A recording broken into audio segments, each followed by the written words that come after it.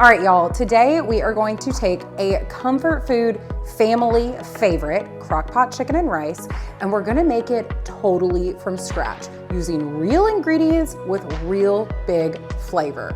Now, even though we're gonna make it from scratch, your prep time is still gonna fall under the 20-minute time frame.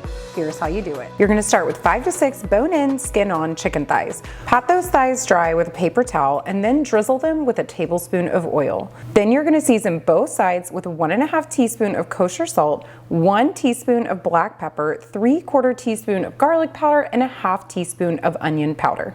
Rub everything all over to adhere, and then it's onto the saute pan. You're gonna add 2 tablespoons of oil to a large saute pan over medium-high heat. Once that oil's come to temperature, add the chicken thighs skin side down and sear for about 3 minutes. Then turn the chicken over and sear for about 2 minutes more.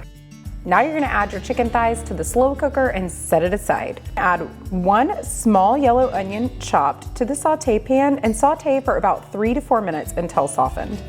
You'll stir in 3 tablespoons of all-purpose flour. This is gonna serve as your thickener. And then you'll start adding 2.5 cups of unsalted chicken broth, 1 big splash at a time, stirring well after each addition. This is how you make an extra smooth and creamy gravy. Now to season the gravy, we're gonna add 1 teaspoon of kosher salt and a 1/2 teaspoon of pepper. Just stir that right in and pour that gravy all over the chicken. Nestle the chicken in so that it's nice and situated with the gravy. Cover the slow cooker and cook on high for 1 hour or on the low setting for 2 hours. Once the time is up, you'll remove the chicken and then you're gonna stir in 1 3/4 cup of instant rice, that part's important, along with 1 cup of frozen peas and carrots. Give that a really good stir. Nestle the chicken right back into the crock pot with those other ingredients. Cover and cook for an additional 45 minutes on the high setting or an hour on the low setting. Then all that's left is to serve and enjoy.